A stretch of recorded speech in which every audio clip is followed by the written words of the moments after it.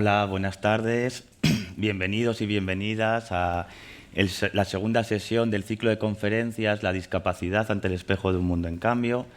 En esta segunda sesión vamos a hablar de la discapacidad a lo largo del ciclo vital, infancia, vida adulta, proceso de envejecimiento. Y bueno, quería dar la bienvenida a Blanca Cegarra, investigadora del Instituto Guttmann, a Carol Puyoltó, profesora de la Universidad de Girona, y a Facundo, que es asesor, a ver si lo digo bien porque es muy largo, Facundo Chávez, asesor en Derechos Humanos y Discapacidad del Alto Comisionado de los Derechos Humanos de la ONU, ¿no? Muy bien. Bueno, pues hoy vamos a hablar de la discapacidad a lo largo del ciclo vital, pensando que durante toda la vida de la persona la discapacidad puede ir modificándose, puede ir cambiando. Igual que la discapacidad, como hablábamos el otro día en la primera sesión, es una contingencia que puede surgir a lo largo del ciclo vital y que es probable que muchas personas vayamos a experimentar una discapacidad a lo largo de nuestra vida. Pero también queremos hacer énfasis en la complejidad y las características diferenciales que puede tener la discapacidad a lo largo de la trayectoria vital de una persona. No es lo mismo nacer con una discapacidad, es decir, tener una discapacidad congénita, que adquirir una discapacidad en los primeros años de la vida, que adquirirla durante el proceso de envejecimiento, cuando nos hacemos mayores. Es decir, tenemos que tener en cuenta que existen muchas diferencias en la vivencia de la discapacidad. Igual que no es lo mismo vivir una discapacidad en función de nuestra condición socioeconómica, en función de si somos hombres, si somos mujeres. Es decir, la discapacidad está en relación, en interrelación con otras muchas características que tenemos como personas. Y hoy queremos hablar de la discapacidad a lo largo del ciclo vital, destacando en concreto 3 etapas vitales: la infancia, la vida adulta y la vejez o el proceso de envejecimiento. Y quería empezar, como es lógico, ¿no?, si hablamos de la discapacidad a lo largo del ciclo vital, por la infancia. Y quería empezar preguntando a Carol cuáles son las cuestiones más relevantes que podemos destacar en esta primera etapa, la infancia, la niñez, cuando un niño nace con una discapacidad o bien cuando adquiere una discapacidad en esos primeros años de su vida. Bueno, aquí hay muchos elementos, ¿no? Bueno, bienvenidos y bienvenidas primero, gracias por estar aquí. El tema de la infancia, evidentemente, irá estrechamente ligado con la educación, ¿no? Pero sí que hay un primer momento muy importante que tiene que ver con la detección, ¿no? Que en el momento en que se va a detectar, ¿no?, esa situación de discapacidad. Y por eso, a lo mejor, ¿no?, si no habéis oído hablar de ello, el concepto este de detección temprana, ¿no?, es esta detección que se hace pues, pronto, ¿no?, para poder precisamente detectar qué pasa, qué problema hay ahí, qué está ocurriendo con ese niño o niña y qué hay que hacer para proveer, ¿no?, de los apoyos que pueda necesitar, ¿no? Esta detección temprana normalmente se hace en el entorno educativo, ¿no?, que es cuando hay como más ojos puestos, ¿no?, en los niños y niñas, y es donde se va a ver que ahí ocurre una cosa, ¿no?, está ocurriendo algo y hay que intervenir. Por tanto, es importante que se haga esa detección temprana, ¿no?, por un lado cuanto antes, precisamente pues para saber qué está ocurriendo y para tan buen punto sepamos qué es lo que hay, pues también proveer de aquellos recursos, estrategias, servicios que pueda requerir ese niño o niña, ya sea a nivel de rehabilitación, ¿no?, a nivel de reeducación, etc. Ahora bien, ¿no?, para que esta detección se lleve en buenas condiciones, hace falta una mirada, ¿no?, profesional de los maestros, de los docentes, ¿no?, preparada para también poder, ¿no?, darse cuenta de que ahí ocurre algo, ¿no? Actualmente el problema que tenemos con la detección temprana es que los equipos que llevan a cabo este tipo de detecciones no están bien dotados, ¿no? Son equipos que se encuentran con unas ratios muy elevadas de alumnado al que visitar, ¿no?, y luego los servicios que van a ofrecer a estos niños y niñas también están muy limitados en el ámbito público. esto ya puede provocar una desigualdad respecto a aquellas familias que sí que van a poder acceder a recursos y servicios privados, ¿no? Luego ya, ¿no? Pues podríamos, ¿no? Cuando ya han sido detectados, Sí. ¿no? Han sido diagnosticados, ¿no? ¿Qué pasa, ¿no? Con su escolarización? Si ya están escolarizados, ¿cómo influye ese diagnóstico? ¿Qué importancia tiene? Claro, luego ocurre que una vez ese niño o niña, ¿no? tiene una etiqueta, porque al final es una etiqueta que va a condicionar también su identidad, ¿no? Pues bueno, tenemos ahí un alumno, una alumna o varios que requieren pues, de apoyos, ¿no? Lo que pasa es que, por un lado está la detección, que he hablado de ella, pero por otro lado me gustaría hablar de la valoración que se hace de la discapacidad, ¿no? Primero vamos a detectar, vamos a ver qué necesita este niño o niña y luego vamos a emitir una valoración de qué grado de discapacidad tiene esa persona, ¿no? Porque ello va a ser lo que va a determinar qué recursos y qué servicios y qué ayudas económicas va a poder recibir esa persona, ese niño o niña también, ¿no? Aquí me gusta hacer un pequeño hincapié porque estas valoraciones de la discapacidad, estas evaluaciones, todavía se hacen con una mirada muy clínica, muy médica. ¿Qué quiero decir, no? Que se centran mucho en aquello que no funciona y no tanto en el propio alumno o alumna o la persona y no tanto en qué pasa con su entorno, que es aquello de su entorno que no le está permitiendo, ¿no? desarrollarse como debería, ¿no? Esto tiene un impacto en el ámbito educativo porque esta mirada se traslada también luego en estos entornos, ¿no? Yo veo a ese alumno y ¿qué veo? Pues puedo ver un problema, ¿no? Puedo ver una deficiencia en vez de ver qué pasa con este niño y su entorno, qué es lo que no funciona alrededor de él o de ella, ¿no? Y que debería cambiar para que pueda ser partícipe, para que pueda, ¿no? formar parte de estas dinámicas, ¿no? que se dan en los centros, ¿no?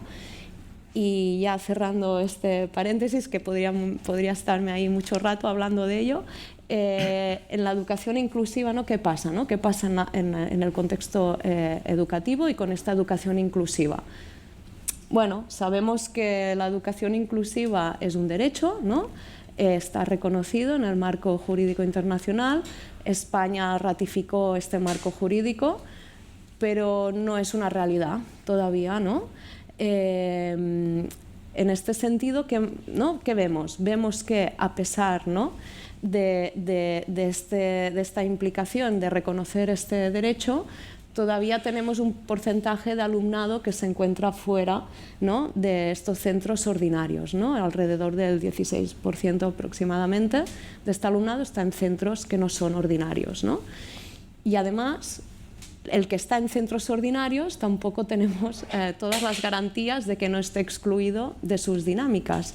Puede ser que esté en los centros, ¿no? con ordinarios, pero que esté apartado, que siga itinerarios paralelos, que esté en otras salas, en otras aulas, ¿no? Entonces aquí todavía hay... Entonces, podemos decir que estar escolarizado en centros ordinarios es una condición necesaria, ¿no? Pero no suficiente para poder hablar de inclusión educativa, ni tampoco de hablar de un sistema educativo inclusivo, ¿no? Total. ¿Qué obstáculos experimentan, qué barreras, qué dificultades para poder tener una verdadera inclusión educativa? Hay muchos. Eso seguro. Voy a decir unos cuantos, ¿vale? Los principales. Los principales. El primero, ya partiendo del nivel más alto, ¿no? es qué implicación política hay con este derecho, ¿no? ¿Qué prioridad se le da? Porque yo puedo hacer una ley pro educación inclusiva, un decreto, pero luego lo estoy dotando de los recursos suficientes para que se despliegue. Sabemos que no es así, ¿no? Y eso provoca una situación de indefensión muy grande, ¿no? Para las familias, para el alumnado y para los profesionales que ven que se les exige, ¿no? un trabajo que no ven cómo hacerlo, ¿no? No tienen herramientas para hacerlo. Otra barrera muy importante tiene que ver con las barreras que hasta el momento había muchas barreras arquitectónicas que hemos ido pues, superando poco a poco, pero todavía hay barreras del tipo más comunicativo, cognitivo, ¿no? ¿Qué ocurre cuando el centro no está preparado para comunicarse con este alumnado, para integrarle en estas dinámicas más comunicativas, cuando no puede acceder a contenido educativo, cuando tiene dificultades para relacionarse, ¿no? por barreras comunicativas, pero también barreras de tipo sensorial, ¿no? Entonces, todavía estamos en este plano de empezar pues, a ver cómo avanzar en este sentido. Luego, una barrera que para mí es la más difícil, ¿no? de entomar, ¿no? que tiene que ver con la actitud, ¿no? Que las actitudes que genera la discapacidad en el sentido de hostilidad, ¿no? Hay personas que ven la discapacidad como un elemento disfuncional, como un elemento, ¿no? a erradicar, ¿no? Y esto es vivido evidentemente por los niños y niñas pues como una dificultad enorme, ¿no? Sufren acoso en muchas ocasiones por parte de sus iguales, pero no solo, también por parte de docentes, ¿no? Y este sentimiento que os contaba al principio de indefensión, pues en estos casos imaginaros, ¿no? Si la escuela no es un lugar seguro, pues cómo voy a aprender allí, ¿no? Y cómo voy a relacionarme. Y para no quedarnos solo con lo negativo, ¿no? Claro, que es importante, ¿no?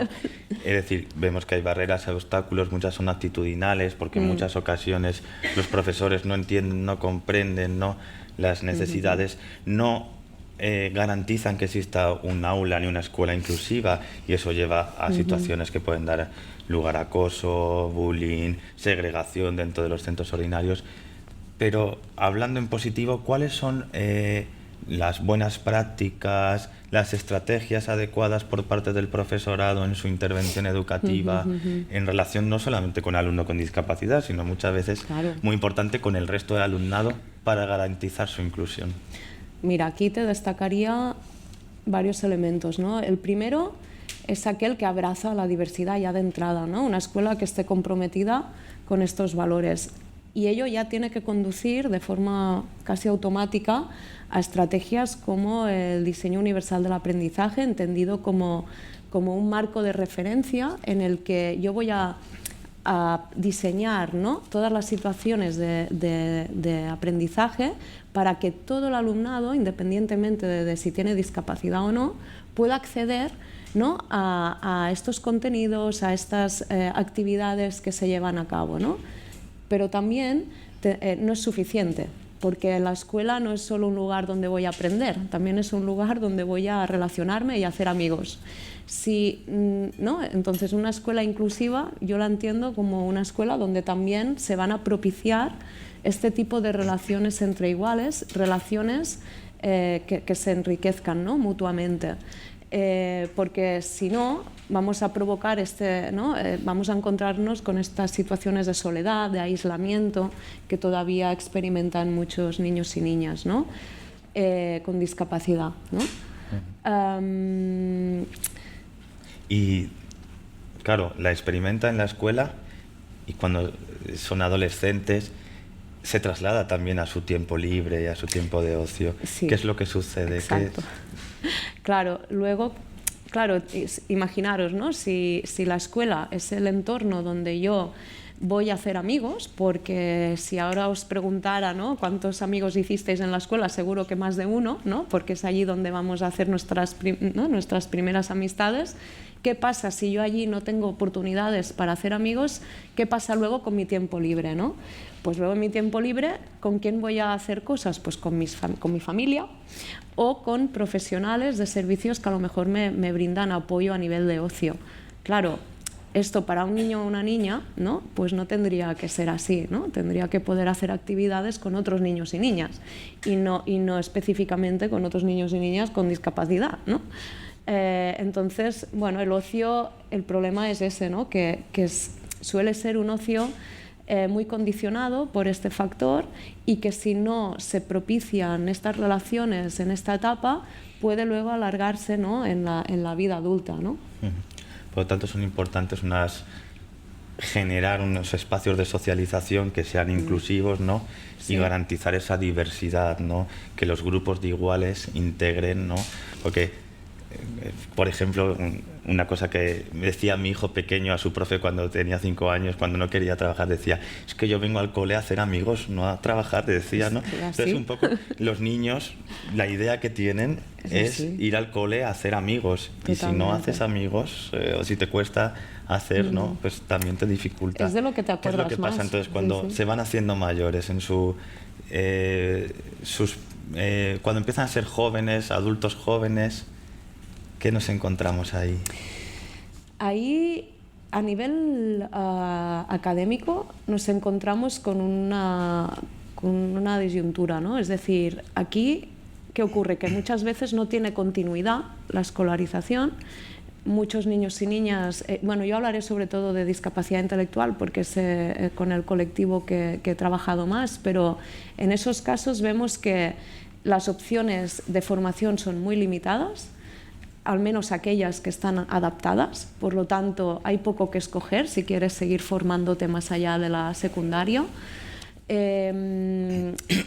La otra parte es que si yo quiero formarme más allá de lo que se me ofrece, ¿no?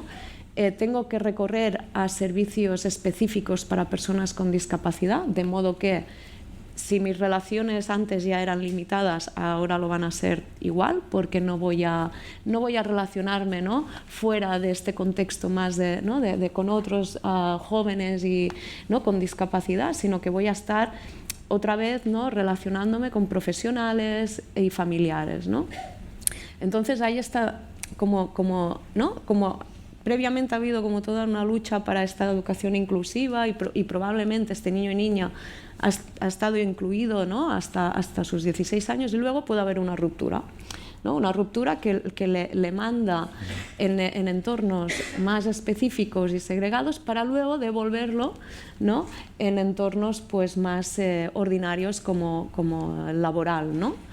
Entonces hay contradicciones ahí en esa etapa. De hecho, analizando, por ejemplo, las estadísticas de educación, se ve como una especie de efecto embudo, ¿no? O un cuello de botella en el paso de la educación secundaria obligatoria al bachillerato, ¿no? Y nos encontramos con que hay en torno a un 3%, casi un 4% de alumnos con discapacidad en los centros educativos ordinarios en la educación secundaria, y que luego después, cuando se pasa al bachillerato, cuando ya la educación no es obligatoria, se reduce la cifra hasta un 1%. Claro, ¿qué pasa con todos esos niños, niñas, bueno, ya jóvenes, ¿no? Que luego además van a tener más dificultades para acceder a la educación superior, y que incluso a veces muchos de ellos acceden a la educación superior a posteriori, por ejemplo, a través de la educación a distancia cuando son mayores de 25 años, ¿no? Hay unas implicaciones importantes, ¿no? que luego van a afectar a su trayectoria laboral. Totalmente. Y a su vida adulta, ¿no? Ya. Muchas gracias, Carol. Me gustaría preguntarle a Blanca qué implicaciones tiene para la vida adulta de las personas con discapacidad estas experiencias en su trayectoria educativa. Yo creo, bueno, hola a todos y a todas, y gracias por haber venido. Yo creo que tiene implicaciones en todos los ámbitos de la vida, porque al final, no sé si estaréis de acuerdo conmigo, Carol, que al no haber convivencia desde pequeños en la escuela y al no haber socialización compartida, después la mirada que se reproduce de la discapacidad y el trato hacia las personas con discapacidad sigue siendo el mismo que impera actualmente, que es bastante desde la mirada médico-rehabilitadora, ¿no? Y no hay opción a que, bueno, esa convivencia genere otras maneras de entenderse y de convivir. Con lo cual tiene, para mí, impacto en todos los ámbitos de la vida, pero sí que es verdad que fundamentalmente en el ámbito laboral. De hecho, los datos que manejamos en el INE y estudios que hacemos en el Instituto Guttmann nos dicen que las personas con discapacidad, las que están empleadas, es en torno al 25-30%. En cambio, las personas sin discapacidad, la tasa de empleo sube al 60-70%. Quiero decir, ahí hay una diferencia significativa. Y estamos ante un mercado laboral que además no es accesible, no es inclusivo, no es abierto, como exige la Convención, que también ha mencionado Carol, que debería serlo pero no lo es, y que presenta muchas barreras para que las personas con discapacidad puedan tener la oportunidad de encontrar un empleo. Y cuando lo encuentran, aquellas que tienen la suerte de encontrar un empleo, su salario es más bajo. Nos dicen los datos del INE que los salarios de las personas con discapacidad son un 18% más bajo que el de las personas sin discapacidad, con lo cual Ahí también hay una diferencia importante que vale la pena mencionar. Por otro lado, una cosa que ha dicho Carol y que también quiero recuperar y que es importante y es transversal a, creo, todo lo que vamos a hablar aquí. Normalmente la discapacidad se problematiza y se entiende que el problema de la discapacidad tiene que ver con la persona, o sea, la responsabilidad es individual, ¿no? Y esto en el mercado laboral, cuando hacemos estudios, nos lo dicen los testimonios, los participantes en los estudios. Me tengo que adaptar yo al sitio de trabajo, no es la empresa quien me tiene que adaptar el sitio de trabajo, ¿no? Soy yo la que tengo que hacer ese proceso de adaptación. Con lo cual esto es muy problemático porque no debería ser así, no se ve desde la perspectiva de los derechos, ¿no? Se ve desde la perspectiva de que es tu problema la discapacidad y eres tú quien tiene que resolverlo. Con lo cual eso pienso que también es importante mencionarlo. Y claro, el empleo al final forma parte fundamental, parte central de nuestra vida adulta, de nuestra edad activa, ¿no? Y de nuestro proceso también de socialización como adultos, y nos da acceso, ¿no?, a un salario y nos permite tener una capacidad adquisitiva para desarrollar nuestra vida diaria, ¿no? ¿Qué otras barreras nos encontramos en la medida en que las personas con discapacidad tienen más dificultades para acceder al empleo y cuando lo hacen es en peores condiciones? Sabemos que el determinante económico es brutal a la hora de hablar de participación. Cuando hablamos de participación plena en la sociedad, yo me refiero a participar en cualquier ámbito, ya sea en el ámbito laboral, en el ocio, en la cultura, en la movilidad, en transitar por las ciudades y los pueblos, ¿vale? O sea, entendemos participar como formar parte de la sociedad, ¿no? Y sabemos que hay barreras de todo tipo, hay barreras físicas, hay barreras actitudinales, y es verdad que nuestros estudios nos dicen que el determinante económico es fundamental, es decir, a mayor ingresos económicos, mayor frecuencia de participación y mayor satisfacción con esa participación, con lo cual entendemos que la condición socioeconómica está modulando esa participación, ¿no? En el ámbito del ocio, hemos hablado del tema laboral, vamos, si quieres hablar del ocio. Ocio y cultura. Ocio y cultura. Aquí hemos visto que a veces, cuando pensamos en accesibilidad universal, quizá nos imaginamos en barreras arquitectónicas, ¿no? Es lo más común, sobre todo cuando hablamos de discapacidad física. Y en el ocio, por nuestros estudios, vemos que a veces las personas con discapacidad física acceden a los espacios, pero no están participando en ellos en igualdad de condiciones. Es decir, la persona accede al cine, al teatro, al museo, pero una vez dentro se ve obligado a sentarse en la primera fila o en la última fila, o a veces va a un concierto con un grupo de amigos y se encuentra que tiene que ver el concierto y disfrutarlo desde un espacio segregado, al que normalmente tiene que ir solo o como máximo con un acompañante. Es decir, está presente en el entorno, físicamente está, pero está participando en igualdad de condiciones. Eso es participar, eso es ser parte del espacio. Entonces ahí pensamos que eso es importante matizarlo, porque estar no quiere decir participar en igualdad de condiciones. Es decir, que necesitamos transformar esos entornos para que sean realmente inclusivos, ¿no? Totalmente. Sí, porque a veces, o como decía Carol, ¿no? Yo me imagino, el niño está dentro del aula, pero eso no implica ya que esté en un sistema inclusivo, ¿no? O sea, estará cuando pueda participar en el aula. El aula tiene que ser transformado, ¿no? Para que pueda participar en igualdad de condiciones, ¿no? Exacto. Y eso entonces afecta al ocio y afectará también a las relaciones interpersonales. Totalmente, quizás. que también es un tema muy transversal al final en cómo me relaciono con el otro y en la mirada que tiene el otro hacia mí. Si constantemente los espacios en los que participo, donde hay barreras físicas, pero también hay barreras actitudinales, me están de alguna manera excluyendo de ese espacio, yo al final que acabo sintiendo que estoy fuera de lugar, ¿no? Y ese afecta a mi bienestar emocional y a mi calidad de vida, porque implícitamente ese espacio que no es transformador, que no es inclusivo, que no es accesible, me está mandando el mensaje de no perteneces a este espacio o no perteneces en igualdad de condiciones que pertenezco yo. Y quedamos en un sitio y ese sitio no es accesible y por lo tanto no puedo quedar con mis amigos, no puedo ir con mis amigos. Es que, de hecho, ahí también detectamos una cosa, que las personas con discapacidad, yo, igual que ella hablaba más de discapacidad intelectual, yo estoy más acostumbrada a hablar de discapacidad física, pero bueno, creo que pasa en general, pero porque los estudios que hacemos, la mayoría de nuestra población de estudio tiene discapacidad física. Pues estas personas, a la hora de planificar un viaje, por ejemplo, una actividad de ocio como un viaje en verano, tienen una necesidad de planificarlo todo porque como el entorno no es accesible requiere una planificación al detalle. Aún así, a veces emergen barreras que uno no se espera, o porque te han dicho que el hotel tiene una habitación adaptada y cuando llegas realmente esa no es la realidad y tienes que replanificar. ¿Qué pasa esto en relación con los grupos de amigos? Cuando yo no tengo tanta capacidad de improvisación porque el entorno no me lo permite, porque no es accesible, a veces, ¿no?, hay sensaciones, hay testimonios que nos dicen me siento una carga para el grupo de amigos, porque no puedo seguir el mismo ritmo frenético, ¿no?, que la sociedad nos pide actualmente. Y eso puede acabar generando un sentimiento de culpa, ¿no? Y otra vez, volvemos, ¿dónde está la responsabilidad? En el individuo, que es el que tiene que planificar, organizarse, ¿no?, seguir ese ritmo frenético que no siempre puede seguir, y se acaba sintiendo en una posición de exclusión, de no poder estar en igualdad de condiciones. No sé sí se entiende. Y otra cosa que quería mencionar, antes de que me cortes o me pasemos a otro tema. Tenemos tiempo. Vale, es la cuestión de la autodeterminación. Hemos visto que tener una vida muy activa no significa hacer vida independiente. ¿Qué quiere decir? Yo puedo hacer muchas actividades, pero si no estoy decidiendo en qué, cómo, cuándo y con quién participo, eso no me genera satisfacción. Del mismo modo que si hago pocas actividades, pero me estoy autodeterminando, ¿no? Estoy decidiendo. Eligiendo, ¿no? Poder elegir, ¿no? Poder elegir. Y eso, en términos de calidad de vida y de bienestar emocional, hemos visto que también es muy importante. Es más importante la calidad en ese sentido que la cantidad de actividades. Poder decidir.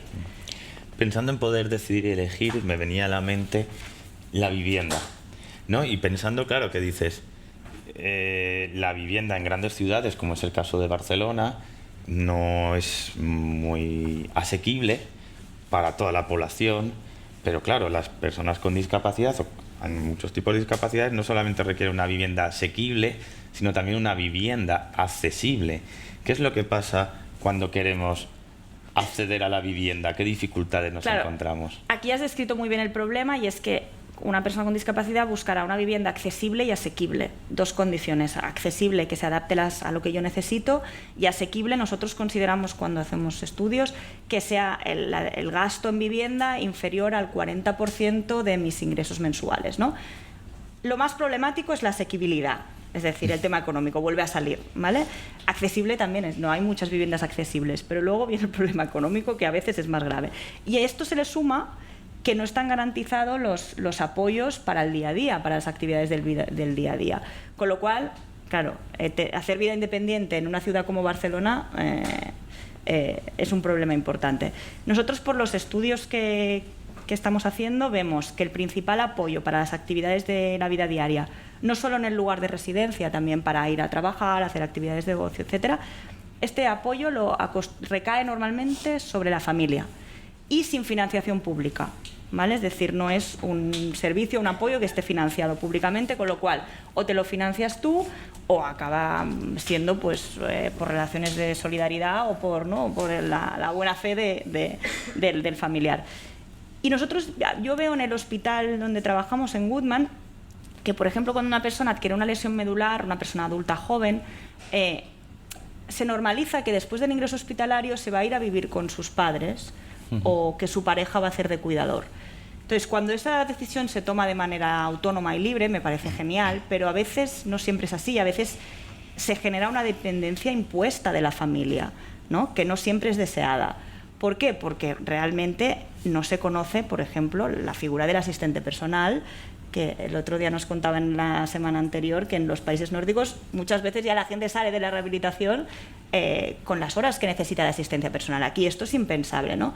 Al no conocerse esa figura del asistente personal, pues esta dependencia impuesta de la familia es muy habitual, y entonces hay muchas personas que acaban de manera forzada volviendo a vivir con sus progenitores, o incluso en una institución cuando no es su deseo, no es su voluntad, ¿no? Y eso, claro, tiene unas implicaciones, unas consecuencias que pueden ser también muy negativas para el bienestar de la persona. Es decir, que la familia muchas veces carga, por así decir, con ese peso, ¿no?, los apoyos, porque no existen suficientes recursos públicos para garantizar unos servicios de apoyo, ¿no?, a las personas con discapacidad.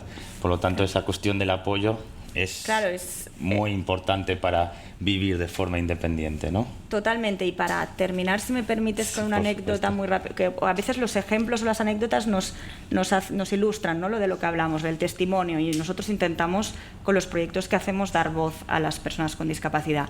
Me contaba una persona que ahora disfruta de la asistencia personal, o del derecho a la asistencia personal, pero antes no, y cuando vivía con sus padres, cosas como lavarse los dientes después de cenar a veces se podían convertir en un lujo, y por esa sensación de culpabilidad y de no dar trabajo y de carga renunciaba, porque igual veía que sus padres pues ya habían acabado de cenar, estaban cansados, estaban relajados, y no quería molestar en ese sentido, ¿no?, y pedir algo que es tan cotidiano para todos nosotros como lavarse los dientes después de cenar.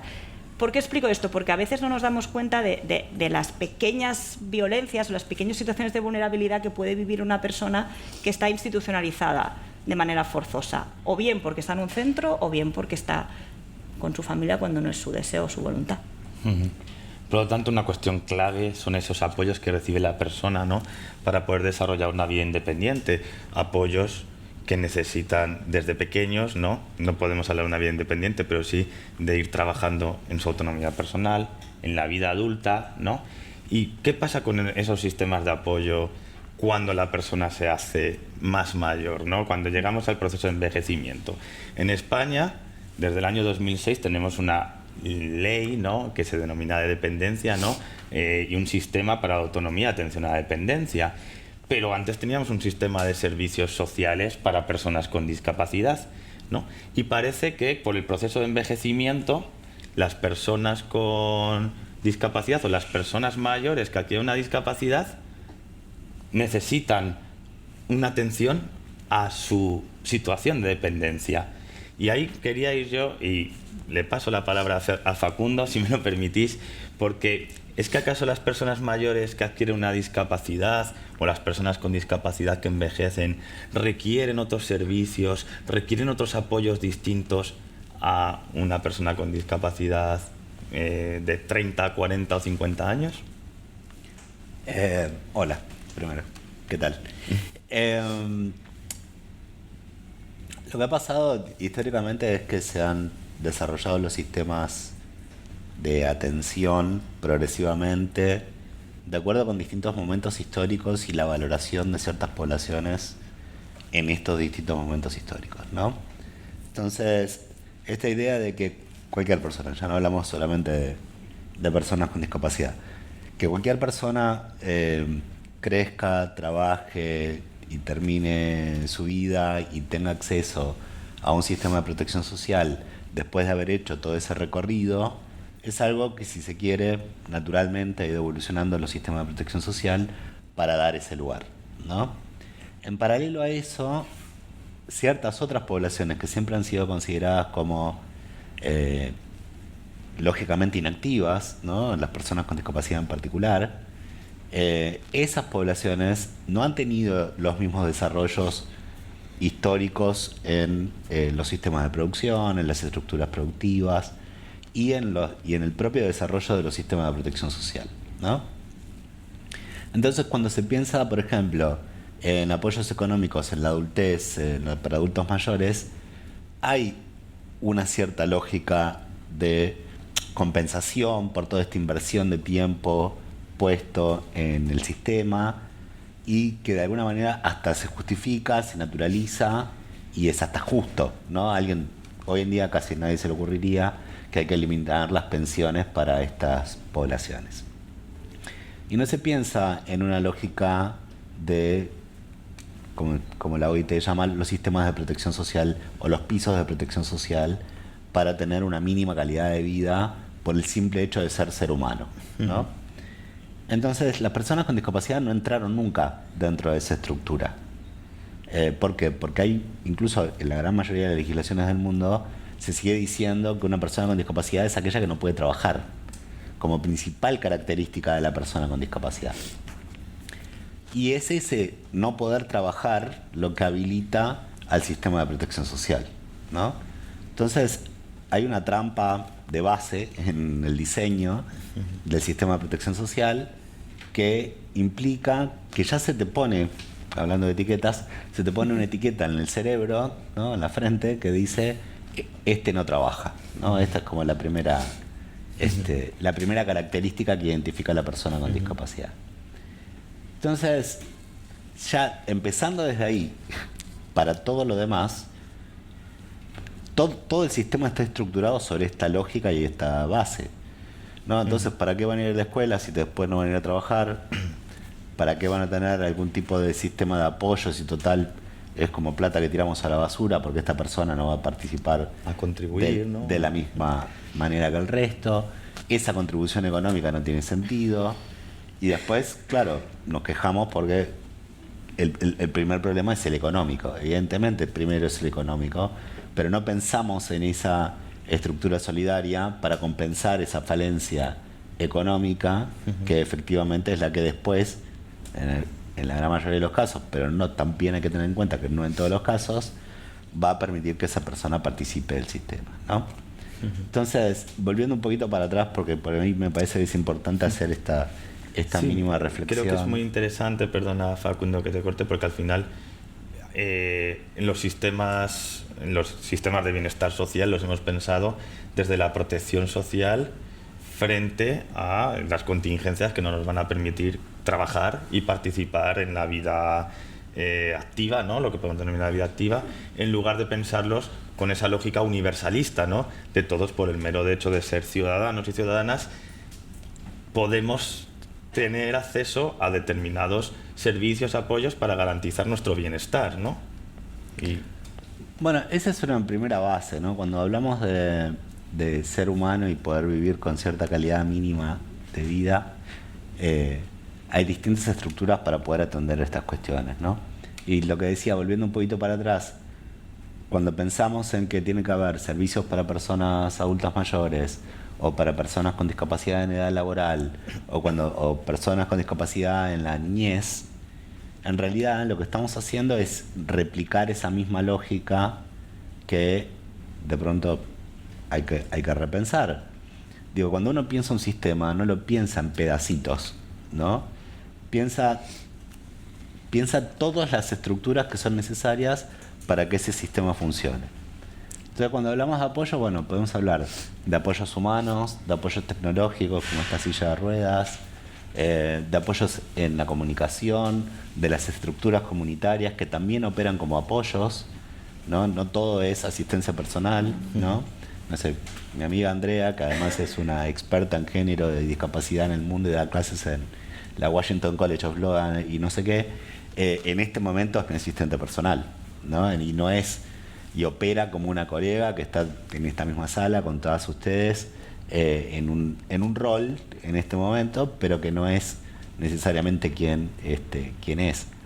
No se trata de sustituir del todo, ¿no? Se trata de ver en qué momento ciertos apoyos específicos cumplen ciertas funciones específicas sin ser disruptivos de la integración comunitaria, porque si no la participación social de la que hablaba Carolina o de la que hablaba Blanca antes, jamás va a pasar, ¿no?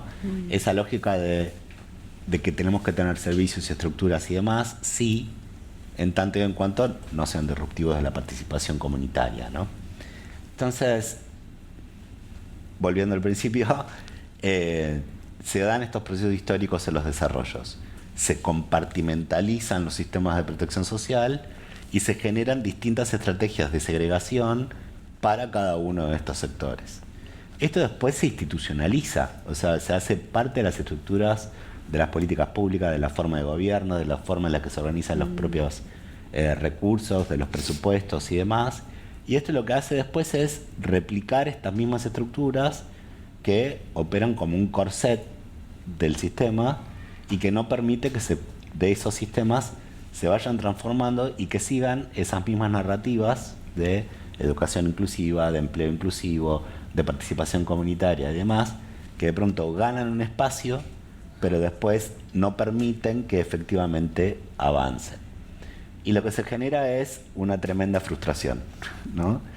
Lo que se hace es, se intenta hacer algo que en la narrativa entiendo que es bueno y que se tendría que hacer, pero después tenés sistemas encorsetados que te hacen volver atrás y que jamás te permiten avanzar en esa línea, ¿no?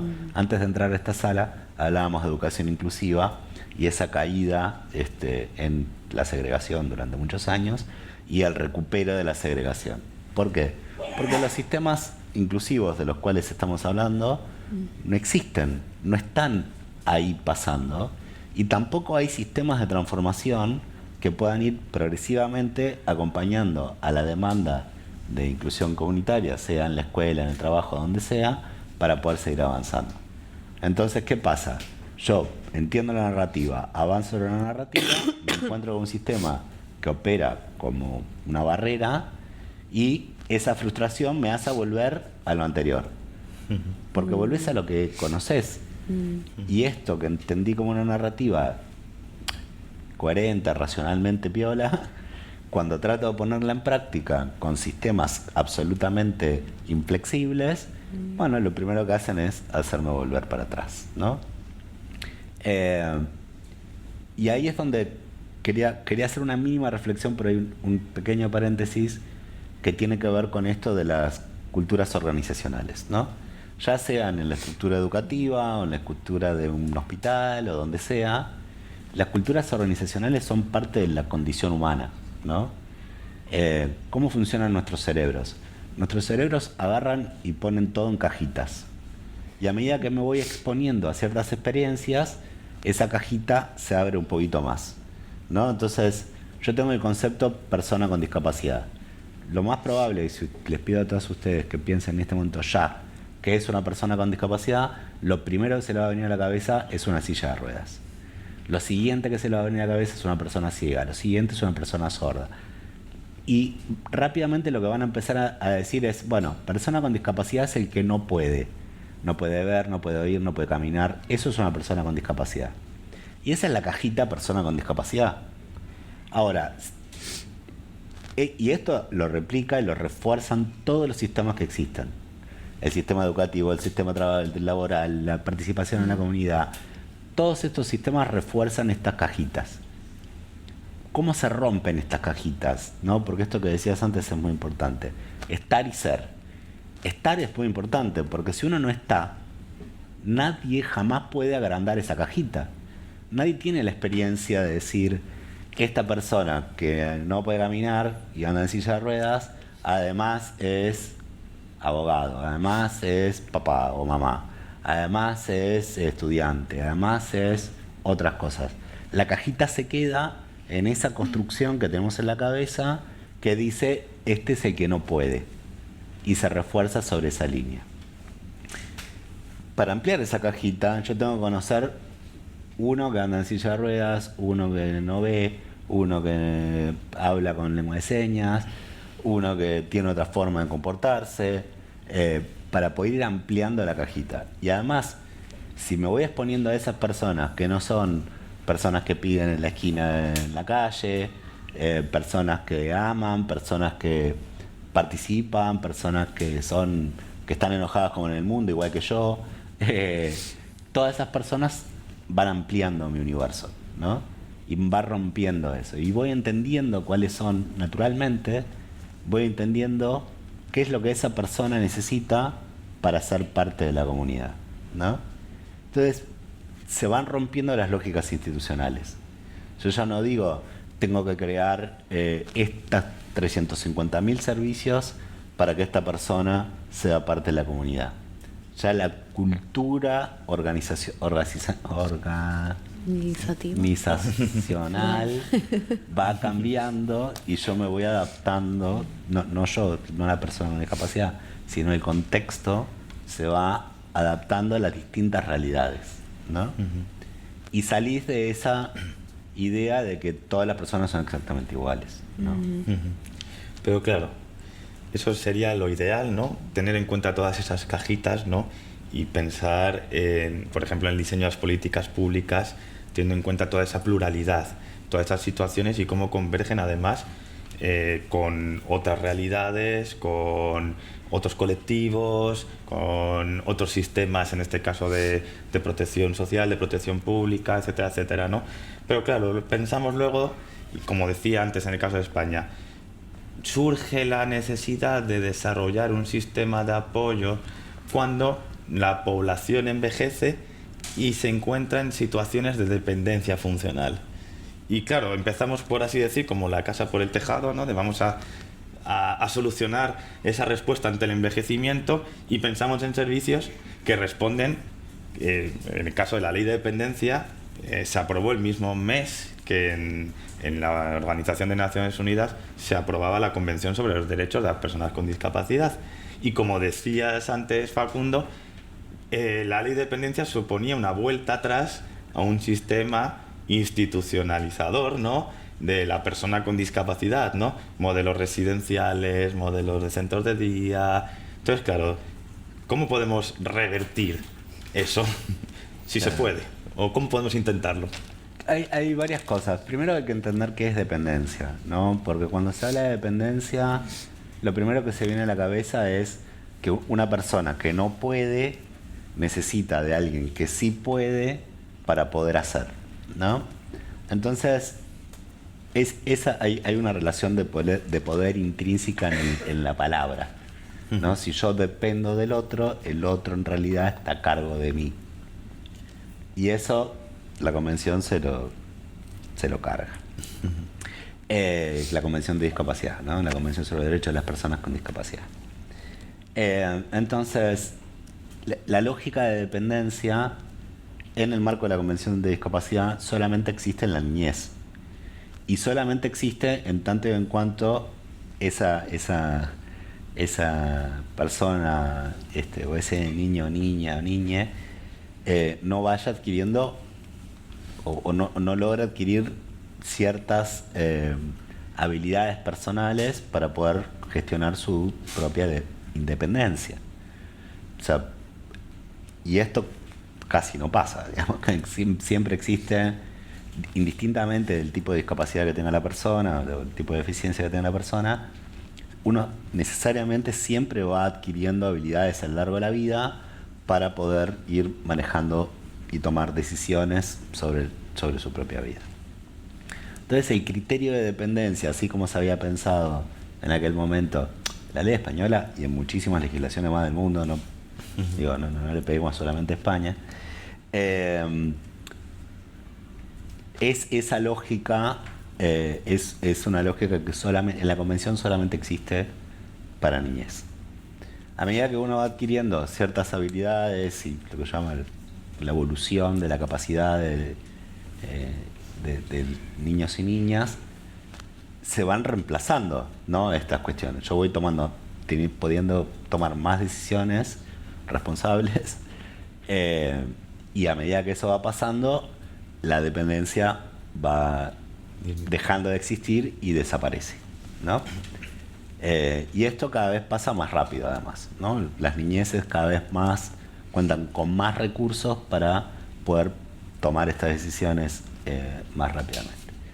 Siempre existe el mote sobre personas con discapacidad intelectual como para siempre niños, que en realidad quiere decir para siempre sin autonomía, ¿no? Y esto es algo que la convención también dice, bueno, esto no se puede hacer más, ¿no? Una persona adulta es adulta y punto. Y habrá otras herramientas para las tomas de decisiones a medida que va pasando el tiempo, que no necesariamente tienen que ser la sustitución de esa persona y que venga otro y que le haga o decida por el otro todo. Entonces, con todas estas evoluciones dentro del pensamiento y la narrativa, pensar que tenemos que tener cajitas para jóvenes, adultos, mayores, no sé qué, no tiene sentido. ¿Cómo se sale de eso? Bueno, veamos qué es lo que necesita una persona del día a día.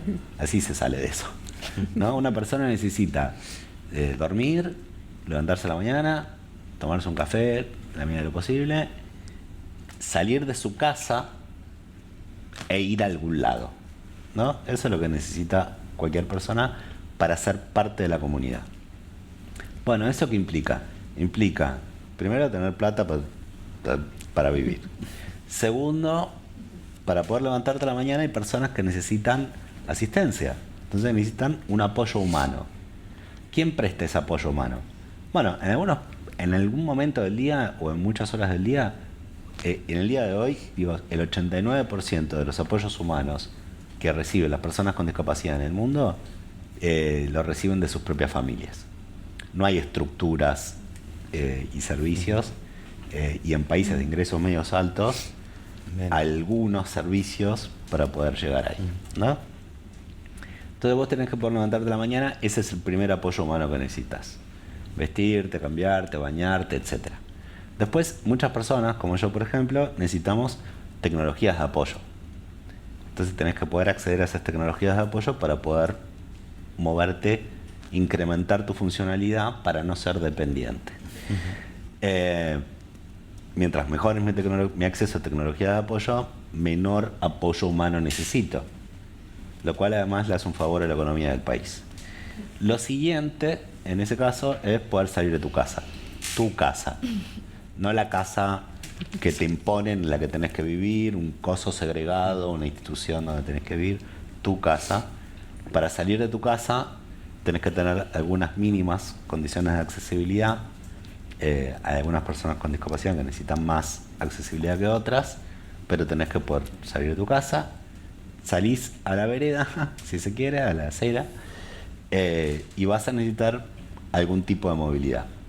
Si el ambiente urbano en el que vivís o rural en el que vivís es completamente inaccesible, es probable que las tecnologías de apoyo que vos tenés no te sirvan para nada. Entonces vas a necesitar igual apoyo humano para poder moverte en la calle, y el gran salto ahí es el transporte, ¿no? Si uno cuenta con transporte punto a punto o con algún tipo de transporte para poder movilizarte, entonces eso va a garantizar tu participación comunitaria. Y ahí entra la pata de vivienda, ¿no? Digo, cuando hablamos de todo este recorrido, en la gran mayoría de los casos, vivienda accesible, con diseño universal, pensado desde el día cero, eso hoy yo casi no conozco. No existe, ¿no? Casi no existe. Para lo cual, en realidad, lo que más vas a necesitar son adaptaciones a la vivienda en la que estás o algún tipo de adecuación para poder moverte en ese contexto. Entonces, con esa base, que es lo que realmente necesitas, armás un sistema. Y ese sistema, esa base es lo que necesita cualquier persona. Esto es lo que se llama planificación basada en la persona, ¿no? Hay una diversidad de personas que tienen diversidad de necesidades, pero ya sabemos más o menos lo que necesitan. Entonces uno puede hacer políticas públicas basadas en lo que ya sabes que va a necesitar. Una vez que eso se estructura, hay que empezar a ver cómo se lleva adelante, que habitualmente es un proceso muy complejo, y cómo se articulan los distintos recursos que uno tiene, porque muchos de estos recursos ya existen, ¿no? El transporte tal, no sé qué, ya existe, los apoyos humanos ya existen, etc. Y ahí lo que hoy en día se está discutiendo en la agenda de cuidados es problematizar esto desde una perspectiva específica, ¿no? Porque no solamente el 89% de las personas con discapacidad reciben apoyos de sus familias, sino que de ese apoyo familiar el 75% o más son mujeres quienes prestan este tipo de apoyos, ¿no? Entonces está absolutamente generizado, es la palabra. Gender, iba a decir.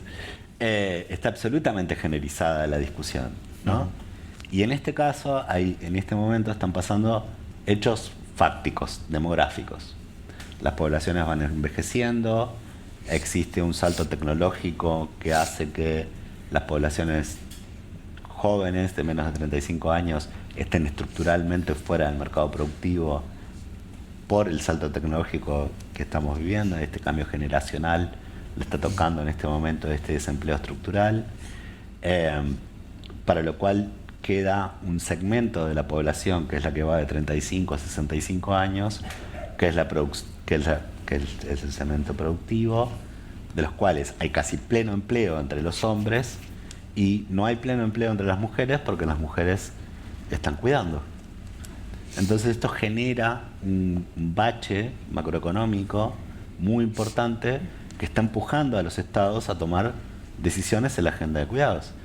En este país, en este momento, se está estructurando una estrategia de cuidados casualmente porque este es un enorme bache que tiene la sociedad española, y no es la única sociedad que está enfrentando este bache. Entonces se da un momento interesante no solamente para discutir la agenda de cuidados desde una perspectiva de género, sino también, la gran pregunta es ¿a quiénes cuidan estas cuidadoras? ¿No? Bueno, cuidan a las personas con discapacidad, cuidan a las niñeces, cuidan a las personas adultas mayores, y además la interseccionalidad de todo esto, ¿no? Porque hoy en día se discute muchísimo del rol de estas mujeres cuidadoras que están en edad laboral, porque hay una demanda económica que pesa sobre esta población, pero ¿qué pasa con las mujeres y hombres adultos mayores que cuidan? ¿No? ¿Dónde está esa? Porque si te trabajaste toda la vida para tener que hacer otro trabajo más después de los 65 años, que es cuidar a todos los dependientes, ¿no? A todas esas personas que entran en esa población. Bueno, yo ya laburé toda mi vida, ¿no? Yo ya me pasé la vida trabajando. ¿Qué pasa con mi vejez y mi recompensa al final del camino después de haber trabajado toda la vida, ¿no? Entonces, esas intersecciones que tienen que ver con mujeres adultas mayores cuidadoras, ¿no? Que también representan a la gran mayoría de los casos. O qué pasa con los sistemas de explotación de distintas estructuras sociales, ¿no? Hay clarísimos números entre el primer y segundo quintil, o sea, los dos primeros segmentos de ingresos de todos los países que contratan a otras personas para realizar esa tarea de cuidado, ¿no? Entonces, esas personas que pueden contratar a otros para realizar esa tarea de cuidado y de apoyo están en una mejor situación comparativa con el resto de la población, y esto replica desigualdades dentro de las estructuras. Ahí es una cuestión importante, ¿no? Porque hemos hablado de la agenda de cuidados, que implica una feminización, ¿no? De los cuidados, ¿no? Que dentro del hogar, la mayoría, ¿no? Cuando se hacen los cuidados informales de los que hablabas ahora, Facundo, de los que antes hablaba Blanca, en la mayoría de los casos se hacen dentro del hogar por mujeres, ¿no? Pero claro, muchas veces cuando creamos sistemas de apoyo, muchas veces no deja de realizarse una feminización de los cuidados, sino que además los cuidados siguen dándose profesionalmente por mujeres, y además mujeres que vienen en muchos casos de otros países, con otro origen étnico y con unas condiciones laborales inferiores, que podemos decir, al resto de la población trabajadora del país, y que además solamente reciben esos cuidados quien se los puede permitir, quien tiene suficiente dinero, suficiente plata para pagárselos, ¿no?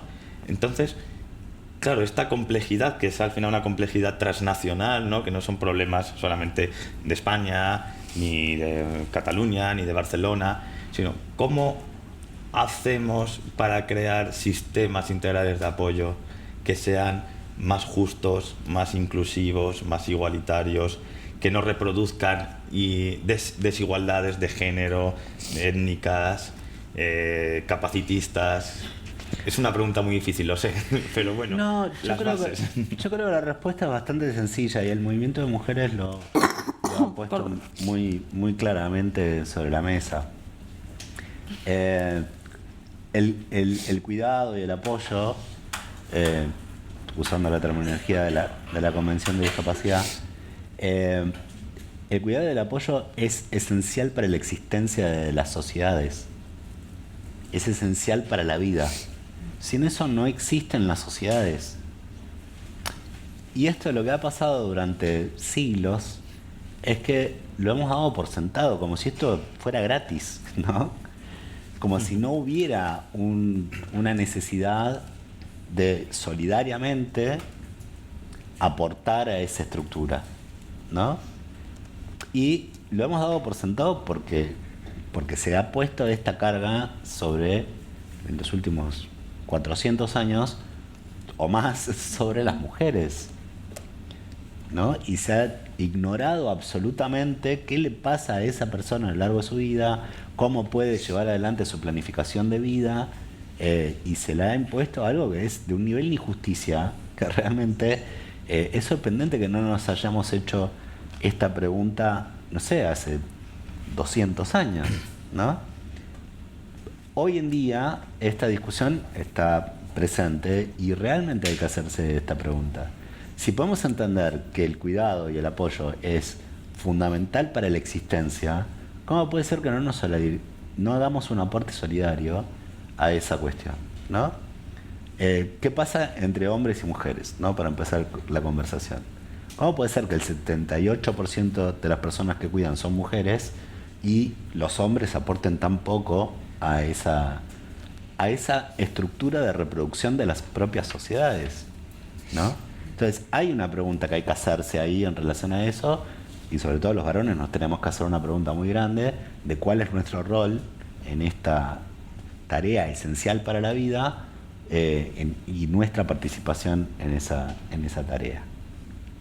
La segunda es qué es lo que hacen las comunidades en relación a esto, ¿no? Bueno, las comunidades también han hecho esta segregación en este sentido y han depositado de distintas maneras el cuidado afuera, ¿no?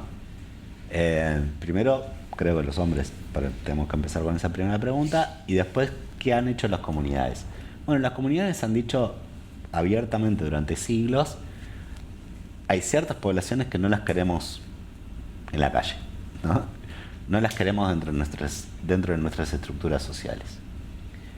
Y han sido siglos, y puedo arrancar desde 1600 con ejemplos para ver cómo se ha ido avanzando desde ahí. Bueno, no nos daría tiempo, así que podemos ir a la actualidad. Para tratar de romper con esas lógicas, ¿no?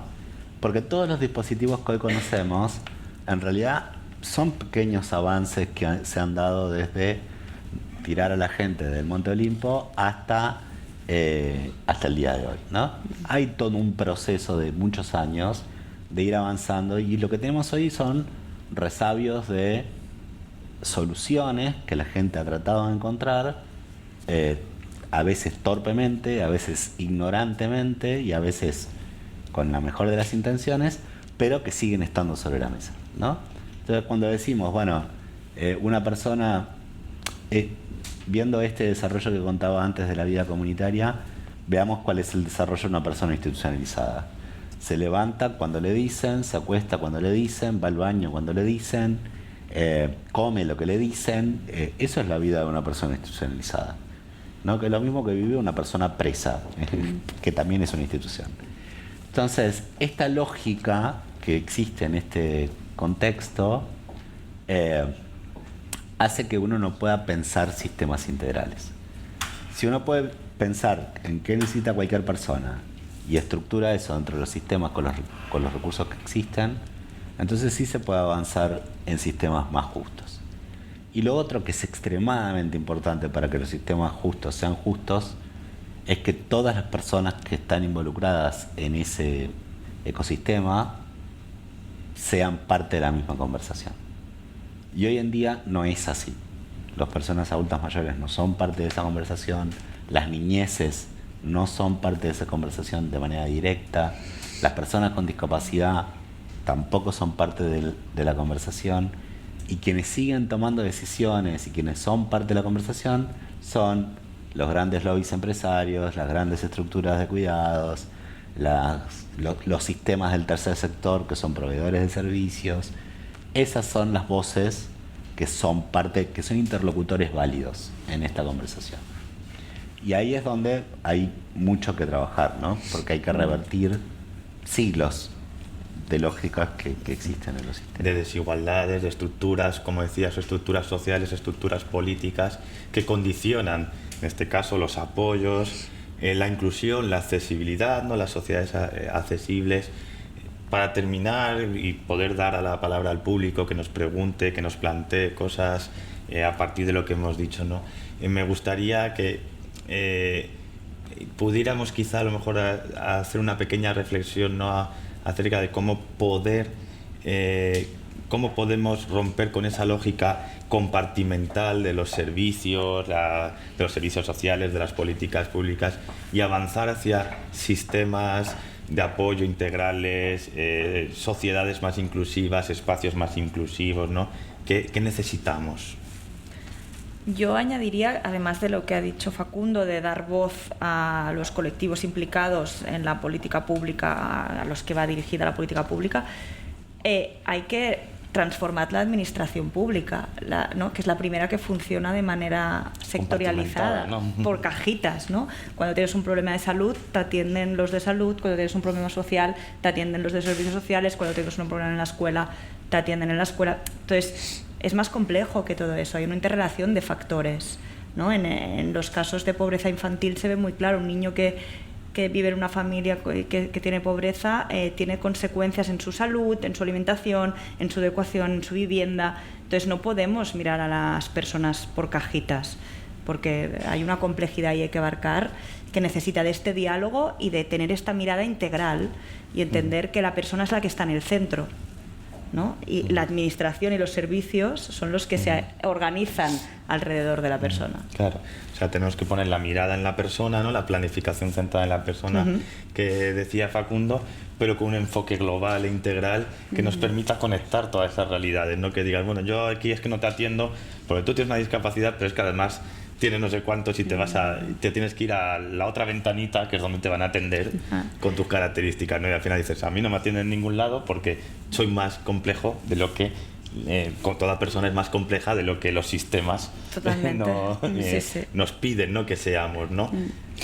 No sé cómo... Y yo añadiría también, en la misma línea, ¿no? Evidentemente, él decía, ¿no? Facundo decía, ¿qué es lo que necesita la persona, ¿no? Eso tiene que ser, ¿no? El eje, pero luego, ¿quién tiene el dinero? ¿No?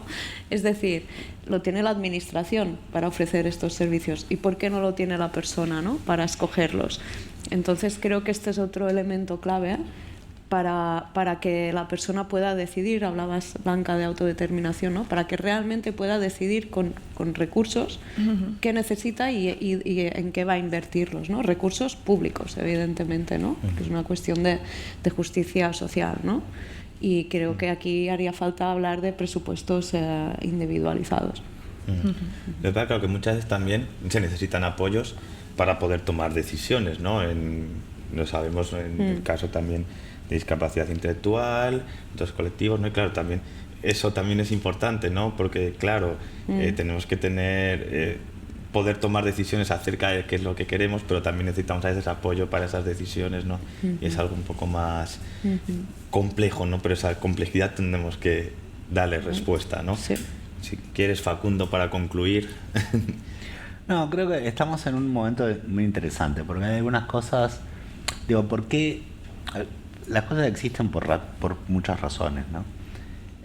¿Por qué tenemos estos sistemas compartimentalizados, ¿no?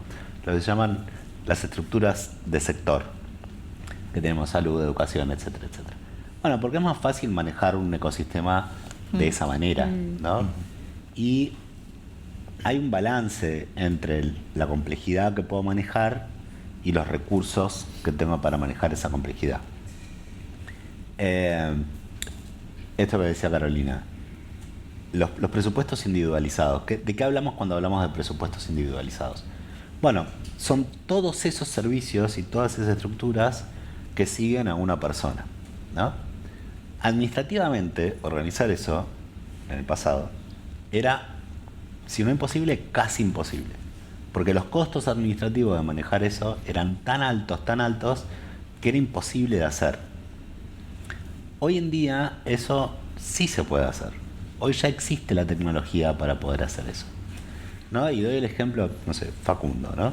Facundo puede acceder en Barcelona a 45 programas. Eso es parte de mi presupuesto individualizado, ¿no? Y yo podría elegir entre el programa A, el programa B, el programa C.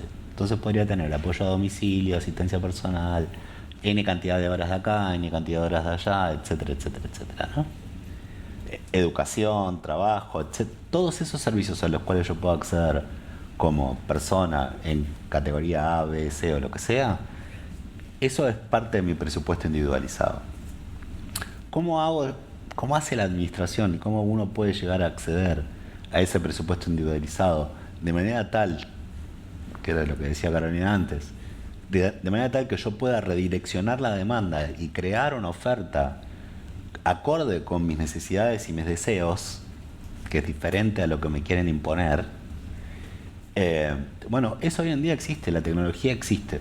Hoy eso se puede hacer perfectamente con inteligencia artificial, hay sistemas de seguimiento perfectamente integrables de todos los programas y uno podría decir, bueno, Facundo tiene un presupuesto de 2.000 euros al mes y lo invierte donde quiere, si se quiere, ¿no? Sobre esa lógica y sobre esa lógica de estructuración de demanda, el Estado y el sector privado y quienes tienen la plata y generan la oferta van a también estar interesadas en generar esta estructura de mercado sana, digamos, ¿no? De un mercado en el que está orientado a satisfacer necesidades reales y que cuenta con el apoyo económico solidario de la sociedad, ¿no? En este caso es representado en el Estado. Entonces, esto que antes realmente era muy difícil de pensar y de poder encontrar soluciones, hoy en día se puede llevar adelante perfectamente. Existen las tecnologías y los saberes y además se sabe qué es lo que hay que hacer. O sea, es cuestión de empezar a organizar estos servicios y estas estructuras, no solamente los servicios, porque parece que siempre hablamos de prestaciones, que no necesariamente solo eso, sino de cómo poder también acompañar a las comunidades, también acompañar a las familias, también poder acompañar a las propias personas con discapacidad para poder seguir avanzando en ese camino. Bueno, por hacer un poco de abogado del diablo ante las preguntas o ante las respuestas que planteáis, ¿no? Claro, hablabais de crear unas estructuras de mercado que te permitan con unos recursos poder acceder, ¿no? Pero claro, el acceso al mercado, ¿no? Y lo vemos, no es igualitario para toda la población, depende de las condiciones socioeconómicas con las que cuentan de partida, ¿no? Lo que es el capital económico, es decir, tú podrás adquirir unos servicios u otros en función del dinero que tengas. Si el Estado te facilita unos recursos, si tú tienes más podrás comprarte algo mejor, pero si no lo tienes tendrás que quedarte con la mínima oferta disponible. Pero claro, luego hay también una cuestión que es muy importante, ¿no? De la que hablaba Pierre Bourdieu, ¿no? El sociólogo Pierre Bourdieu, que es, ya no solamente es el capital económico, sino también está el capital cultural. Y claro, dices, si creamos una estructura de mercados, de servicios de mercado para que la población pueda acceder a unos servicios, también yo tengo que tener una formación, una educación suficiente que me permita tener la capacidad de elegir cuál es el mejor servicio o producto y también aparte de conocerlo a priori, que muchas veces lo que hablamos de asistencia personal, muchas veces el problema, la asistencia personal es un recurso que no se conoce y al final acceden a esos recursos, a esos servicios, personas con discapacidad de unas condiciones socioeconómicas determinadas y a lo mejor personas con una situación de mayor vulnerabilidad y con una mayor necesidad de acceder al servicio no acceden porque no lo conocen, porque en su entorno ese servicio no se conoce. Entonces, claro, las posibilidades vienen condicionadas con tu posición de clase, ¿no? Entonces, ¿cómo podemos hacer posible que ese mercado también sea, o que ese sistema de servicios integrales sea también justo, accesible, igualitario? Yo aquí añadiría otro reto también a este modelo que también me parece interesante, pero no sé si os preocupa o lo habéis pensado en cómo garantizar la calidad de estos servicios y no caer en la mercantilización de los servicios públicos. Porque claro, tendríamos que tener una cultura de evaluación de política pública muy avanzada para garantizar que estos servicios son de calidad para todo el mundo. Entonces, elegir si todos son de calidad y tienes un asesoramiento, ¿no?, que te acompaña en el proceso de elección, mira. Pero claro, ya lo vemos a veces cuando hay intervención, que yo creo que es sana y que es buena, la intervención privada o la prestación o la gestión de servicios públicos por parte de entidades privadas, pero sí que creo que falta garantizar ese sello de calidad, ¿no?, en todos estos servicios y que al final esta prestación vaya aumentando en función también de que aumenta el coste de la vida, porque si no, al o final... que no estén, perdona por interrumpirte, que no estén supeditados solamente al mercado, al ánimo de lucro, porque claro... Esto, por supuesto, sí. Claro, porque muchas veces que lo que sucede, ¿no?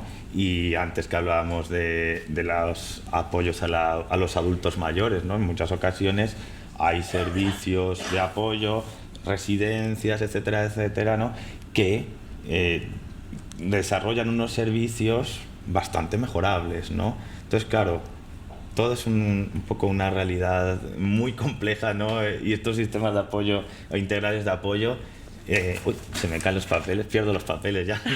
Es necesario construirlos teniendo en cuenta todas las voces, ¿no? Teniendo en cuenta todos los posibles actores, ¿no? Interesados, pero también pensando bien en cómo poder dar la mejor respuesta a esos potenciales usuarios, ¿no? A esos ciudadanos que van a tener la posibilidad de usar esos servicios o no. Pero bueno, podríamos seguir hablando muchísimo sobre este tema, pero nos quedan 15 minutos y si quisiera dar la palabra al público para que nos comenten, nos aporten las ideas, preguntas. Muchas gracias. Muchas gracias. ¿Se oye? Vale, ha sido muy interesante toda la exposición y hay tantas cosas que bueno, yo me he ido apuntando cosas que bueno, me gustaría un poco comentar. Yo siempre me pregunto que por qué cuesta tanto sensibilizar a la población y a los políticos en esto, en la cuestión de la persona con discapacidad, ¿no? Que siempre nos encontramos con que la gente te mira cuando vas, yo que sé, a un gimnasio, ¿no? Como diciendo, ¿esta qué hace aquí, no?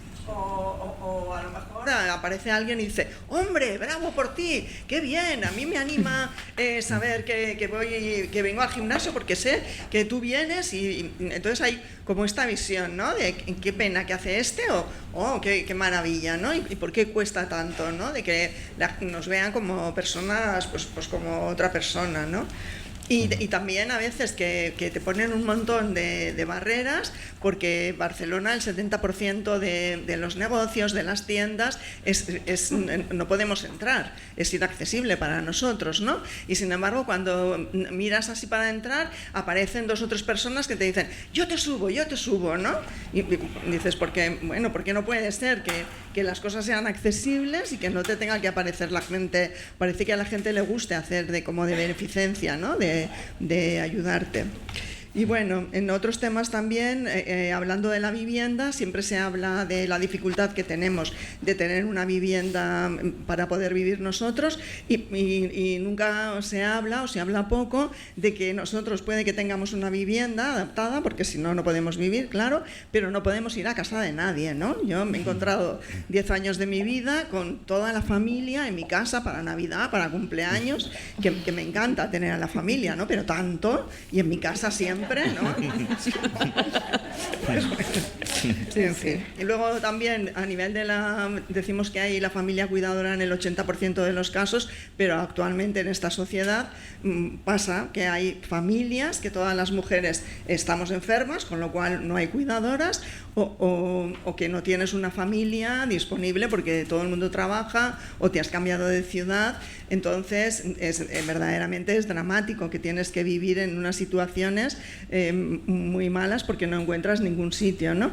Y otra cosa que me pregunto siempre, que se demonizan mucho las residencias, y de hecho en Barcelona hay muy pocas plazas para personas que están muy mal, de adultos con discapacidad, no hay ninguna. Si no tienes ninguna otra solución, te tienes que ir a una residencia geriátrica pagando, que vale mucho, que no todo el mundo se lo puede permitir, y siempre se habla de que podemos elegir dónde y cómo queremos vivir, y esta es otra opción de una residencia, se ve mal y además no existe, ¿no? Cuando hay personas que, bueno, pues a lo mejor nos gusta vivir en una residencia, saber que tenemos unos apoyos para levantarnos, salir y ya no tener que tener un asistente personal, que además es muy difícil de conseguir, y de conseguir uno que se avenga a tus necesidades, ¿no? Y bueno, esto de las situaciones del cuidado, que son relaciones de poder, también me ha gustado cómo lo has expresado, y realmente es así. Y luego también, además, la sociedad un poco ya no solo nos mira mal o nos quiere proteger, sino que a veces nos castiga, ¿no? Porque cosas que tenemos como el aparcamiento, o como poder en Barcelona, que tenemos que poder ir en taxi, ¿no? A veces la gente como lo envidia, ¿no? Es que tú vas en taxi, bueno, es que no puedo ir en ningún otro medio, ¿no? Parece que encima, no sé, como que tenemos que estar castigados, ¿no? Por eso, que somos responsables de nuestra propia discapacidad. Bueno, muchas gracias. Bueno, no Gracias. sé por dónde empezar o contestar o hacer alguna mención breve. Vamos a hacer una mención breve a algo que hayas comentado para hablar. Yo muy breve el tema de la actitud que comentabas al principio, ¿no? De vas al gimnasio, ¿no? Claro, es que si ya en la escuela ya no se ve la diversidad ahí, ¿qué es lo que ocurre, ¿no? Porque luego hablas con... Yo que estoy en la universidad, pregunto a los estudiantes, ¿cuántas personas conocéis con discapacidad? No conocen, no han visto, han visto muy poco, y si han visto tampoco han hablado con... Entonces, claro, eso se traslada luego, ¿no? Y si no cambia desde ya la escuela, ¿no? Que es donde debería haber esa diversidad. La semana pasada, en la primera sesión, hablábamos eso precisamente, ¿no? De cómo la presencia, también con la presencia en los espacios, pero una presencia igualitaria, claro, no como decía Blanca, de que estemos en la última fila o estemos en un lugar apartado, ¿no? La presencia igualitaria en todos los espacios puede cambiar esa mirada, puede ayudar a cambiar esa mirada, aunque no es lo único. Pero claro, porque si no nos quedamos con los clichés, o no deberías estar aquí, o vaya superhéroe o superheroína que eres por estar aquí, ¿no? Y no es ni lo uno ni lo otro, ¿no? Yo, solo un apunte, Leticia. En el informe del proyecto Participa, que saldrá muy pronto, mencionamos lo que dices de no poder acceder a las casas de amigos y familiares. Es que siempre a todas partes doy la lata por lo mismo. Pero sí. Lo importante es que si van a su casa, que por lo menos luego recojan. Y traigan algo. Y ayuden algo. a recoger. Yo me quiero quedar con lo de la demonización de las instituciones.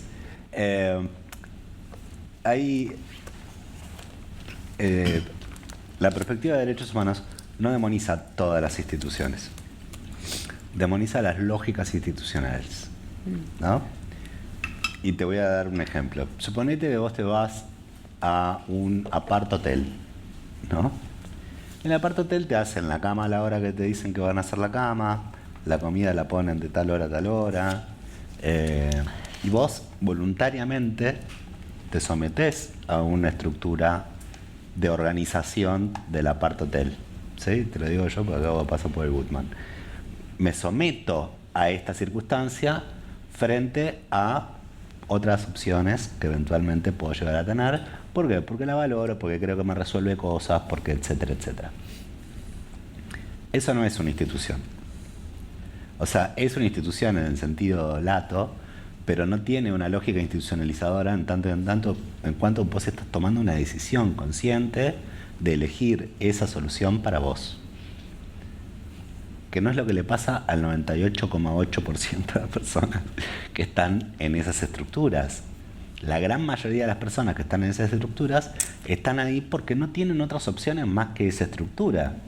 Entonces, esto es el huevo y la gallina, ¿no? ¿Estoy eligiendo la estructura esta o me estoy convenciendo que la estoy eligiendo porque si no tengo que prender fuego el planeta en esta circunstancia? Claro, pero bueno, esa es la discusión. Elegir lo menos malo no es elegir, ¿no? Entonces, si yo tomo esta dentro de las opciones que hay, porque este es el punto, ¿cuáles son las opciones que se ofrecen? Si yo lo único que ofrezco, o como pasa en muchos países de Europa, el 80% de las opciones que yo ofrezco son institucionalizadoras frente al 20% de un informe que acaba de salir de... En España no, Bueno, acaba de salir un informe, que lo leí la semana pasada, que dice que del total de las personas que acceden a algún tipo de apoyo financiado por el Estado, programas de vida independiente en España representan el 0,001% contra el 78% de otros tipos de servicios que se prestan que son residenciales.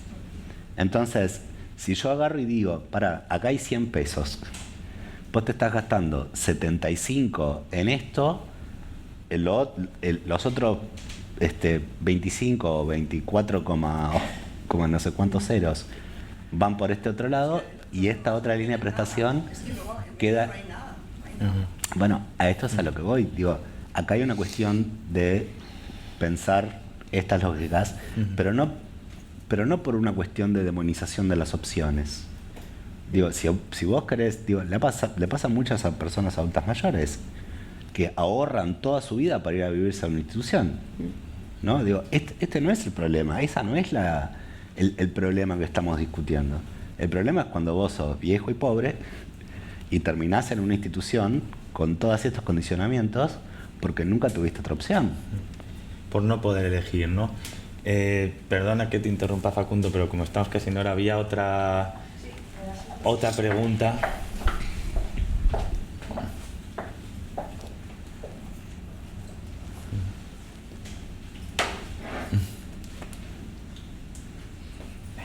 Disculpa que me ponga de pie porque como mis compañeros son sordos también, así me pueden ver.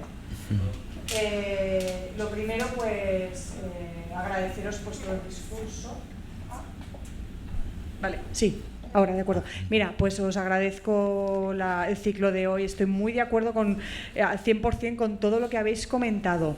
Pero pensándolo en discapacidad auditiva, que es la que yo conozco, lo que me preocupa, ¿no? O sea, por ejemplo, yo pienso en niños sordos y a día de hoy la mayoría, el 90% de estos niños sordos se les implanta. Se les implanta porque nacen en familias oidoras, oyentes. Y entonces es un porcentaje muy alto. Lo que pasa es que en ese porcentaje muchos de esos implantes son un fracaso. Y luego es un niño que pierde esa identidad como niño sordo, ¿no? Y sí que es verdad que es algo que pierde y es lo que comentaba, y se siente solo, se siente excluido y hace que sea muy difícil integrarlo en la sociedad porque no oye y además él se conoce como diferente, es objeto de burlas. Entonces es algo que se sufre mucho. Y es un poco irónico, ¿no? Que en por ejemplo, en esta sala, este edificio, esto antiguamente era una escuela para niños sordos.